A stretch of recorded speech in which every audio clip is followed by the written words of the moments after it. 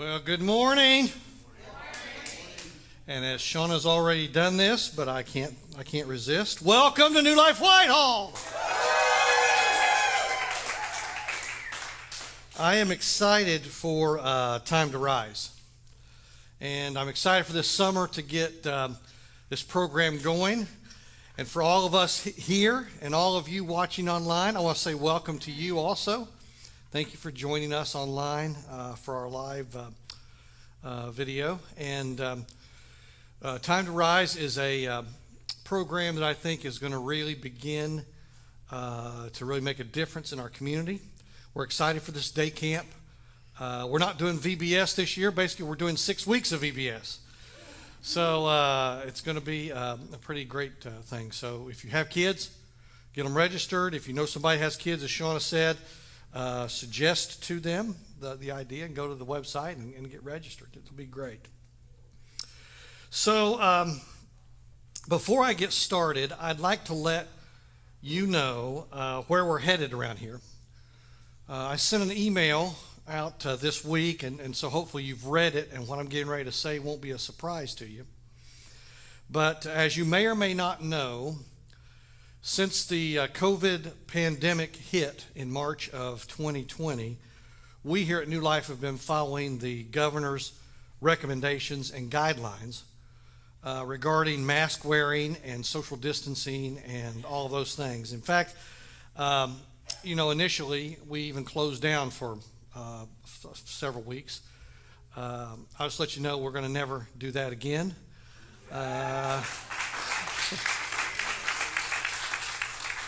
Unless the government has soldiers stationed out front keeping us from coming in, and then we'll find someplace else to meet. But anyway, last week the governor made an announcement that as of June 2nd, all COVID restrictions are being lifted. And so since we're following his guidelines, I want you to know that beginning Sunday, June 6th, we're lifting all of our restrictions here. And so that Sunday, starting June 6th and going forward, if you still feel comfortable wearing a mask and you'd prefer to wear a mask, by all means, you can wear a mask. You can do whatever you want from that regard. But we will no longer be recommending that you wear a mask. We'll no longer be providing them in the lobby. And also with social distancing guidelines being lifted, we've already, as you noticed this morning, we've already added more chairs back in to our auditorium. And we're going to reconfigure, and we're going to play with some configurations just to see, but we may get back to our pre-COVID setup here at some point over the next several weeks. And then also over the next several weeks, we're going to be relaunching our various class environments. We're going to open up the cafe for good. We're going to be relaxing all restrictions on building use and in general moving back to a more normal operation. So I just want to give you a heads up as to where things are going around here so you won't be surprised and so that you can decide what level of engagement you feel like you want to do around here. But I think it's time, don't you? We get back to some normal lifestyle, okay? We good? All right. Well, as you know also, for the last few weeks, we've been talking through the book of 1 Peter. And we've said several times that Peter is writing primarily to Jewish people who've begun to follow Jesus and they've become followers of Christ, and they're scattered throughout the world. And they were facing persecution at increasing levels. They were confused. Jesus hadn't returned yet, and they were starting to die, and they were starting to face persecution. And when Christ left, they were of the belief that Christ was going to return in their lifetime, and he was going to restore his kingdom. And that had not happened. That had not begun to happen. And so they were confused, and they were beginning to be filled with fear. And some were dying. Life was getting tough because of their faith in Jesus Christ. And so in this first letter that Peter writes, he writes to encourage believers to do 3 things. If you think about 1 Peter, just think about it in terms of these 3 things. First, he said he wanted them to set their hope on Jesus and his return. To not give up hope. He says, look to Jesus. Realize that he rose from the dead. Amen? And because he's alive, we can hope in him. We can have hope that is sure hope, even when persecution comes. No matter what the circumstances are. As we just sang that song, though you slay me, yet will I serve you. Yet will I put my trust in you. Yet I will have my hope in you. Jesus is in charge, right? So don't lose hope. That's what Peter says. He says, yes, we've got trouble, but someday Jesus is going to return and he's going to set everything right. So don't give up. Don't let down. Don't lose hope. Even have more sure hope because your hope is in Jesus. We're not putting our hope in the world. We're not putting our hope in the governor. We're not putting our hope in masks or chairs or any of that kind of stuff. We're not putting our hope in universities. We're not putting our hope in experts. We're putting our hope in Jesus. Amen? Amen. And so things might not be going your way in life. This world might not be working out the way you think. But Jesus is alive, and he's defeated our real enemy, which is death. So you and I, who've received him as our Savior, will one day live with him. The trouble we face in this world, while troubling, yes, there's real trouble. But when compared with the eternal weight of glory and the life that we're going to live eternally with him, all the trouble we face in this world today, it's kindergarten stuff, right? It's Little League. It's troubling. It's harsh. It's severe. Yes, you may get cancer, but Jesus is in control, right? So Peter says, have hope. Second, he wrote to encourage them to not fear anything that's frightening. He says, have hope, and then don't be afraid. It's two sides of that same coin, right? But he says, I know life's a fearful thing, but don't be afraid. Don't fear anything that's frightening. Peter's not trying to sugarcoat things. He's not trying to say, hey, there's no trouble in the world. Yes, there's trouble.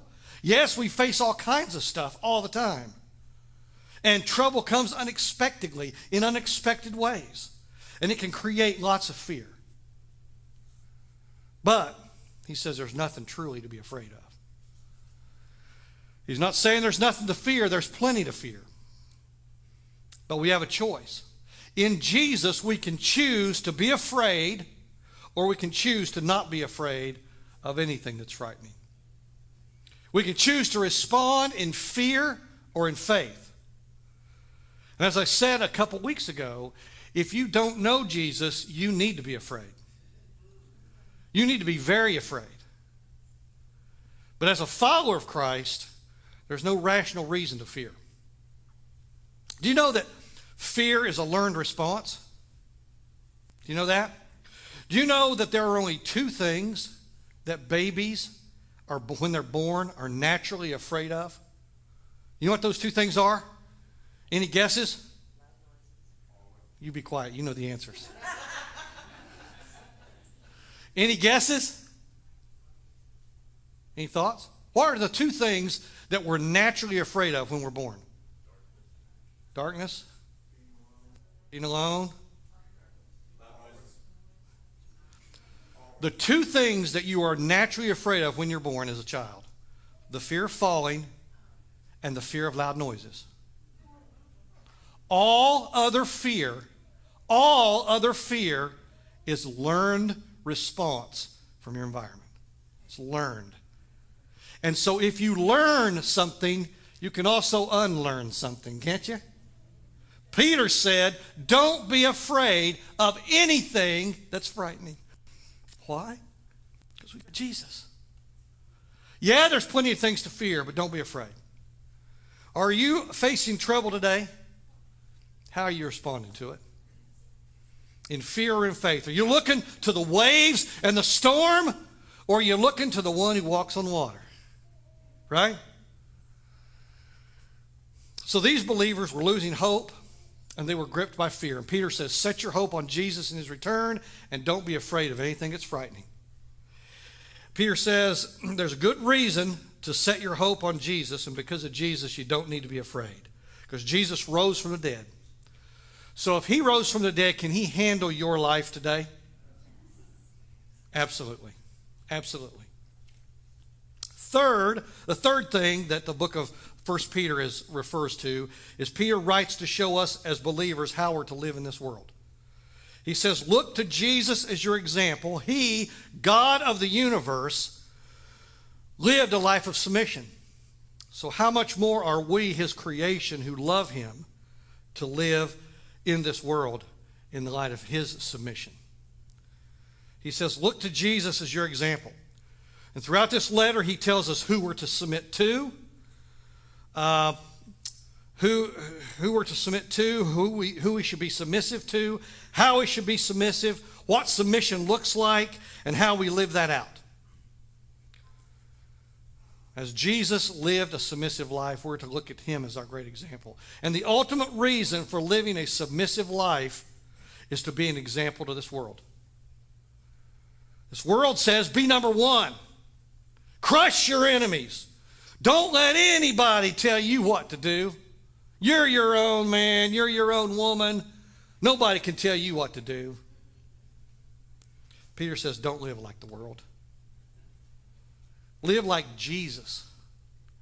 And so as the world sees your life and the world experiences you as you're living like Christ, they're going to have a hunger for Jesus. They're going to want to know Jesus because they get to know you. So those are the three things that Peter is trying to focus on in this book of 1 Peter. And so now we come to chapter 4. Take out your sermon notes and just follow along as we go. In chapter 4, Peter discusses the life of suffering that followers of Jesus will and should experience. And I know there's all kinds of suffering and there's all kinds of trouble, and it's all troubling and it's all things to suffer from. But I'm today really not talking about suffering like the car breaks down, the washing machine leaks out, the dog gets sick, the tax bill comes due, all at the same time. Clearly that's suffering. Clearly that's trouble, but that's not the suffering that Peter's referring to here. Peter's talking to believers who are facing persecution for their belief. Believers who couldn't get jobs, who were losing homes, who were being tortured and killed and lost their lives because they were followers of Jesus. And when you think about it, today believers around the world face very similar persecution and trouble, don't they? I mean, we here in America have really, in our lifetime, experienced relative calm in this area. But I think I want to warn you this morning that I believe that persecution and suffering for our faith is on its way. You don't have to be a genius to look at our society and to see where society is headed and see where things are headed and not know that at some point we're going to begin suffering for our faith. To be a true follower of Christ, if Jesus doesn't return sooner than this, I think the day is going to come when you're going to have to make a decision. Do I stand for Jesus and face the persecution, or do I give in to the world? So that's why I think going through this book of 1 Peter right now is very appropriate at this time in our lives. Because if that's the case, and if Christ is our example, listen to Jesus' words on this issue of suffering. For example, and he said this many times, but for example, John 15, he says, if the world hates you, know that it's hated me before it hated you. If you were of this world, the world would love you as its own. But because you are not of this world, but I chose you out of the world, therefore the world hates you.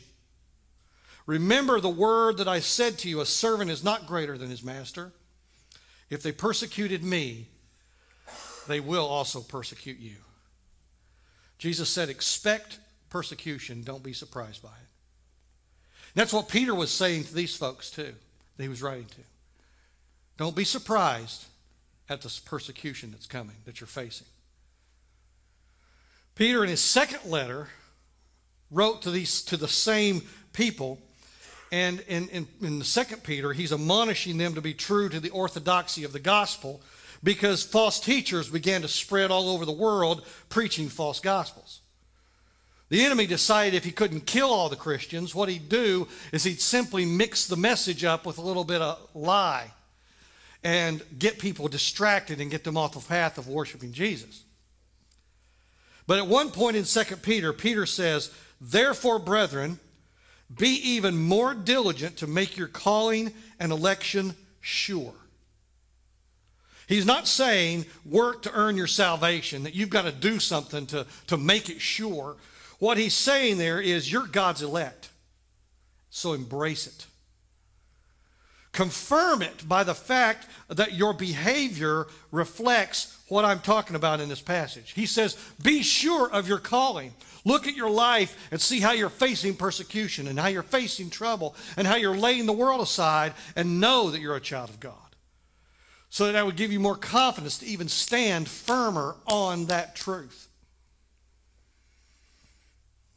So he says, God calls you and elects you out of this world, and then he calls you and gives you other calls. And he calls us to do various ministries, and he calls us to live in a certain manner, and he calls us to embrace our gospel-shaped identity. But what's the call Peter is talking about in 1 Peter chapter 4? For all of us. We each have individual calls. We each have individual talents and ideas that God uses us for his kingdom. But there's a call for all of us. And that call, what's the call? The call is to suffer. We're all called. Peter was familiar with the words of Jesus, as on more than one occasion, Jesus said, expect persecution, expect hatred, expect trouble from the world because you follow me. They crucified Jesus. What do you think they're going to do to us? Right? We've been called to take up our cross. You know what the cross represents? The cross doesn't represent that, that person I'm married to is just a burden to my soul. Or that car I'm driving is just I can't take that car. Or my job or my boss, that isn't your cross to bear. The cross represents suffering and death, persecution and death. Take up your cross and follow me. That's what Jesus says.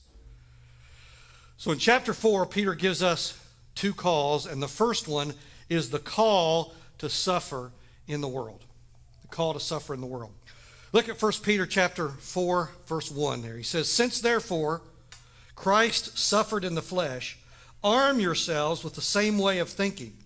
For whoever has suffered in the flesh has ceased from sin, so as to live for the rest of the time in the flesh, no longer for human passions, but for the will of God. For the time that is past suffices for doing what the Gentiles want to do, living in sensuality and passions and drunkenness and orgies and drinking parties and lawless idolatry.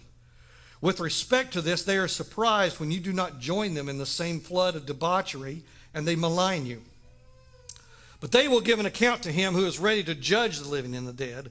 For this is why the gospel was preached, even to those who are dead, that though judged in the flesh the way people are, they might live in the spirit the way God does. There are those in the secular world, and even in the religious church world, who would say that Jesus suffered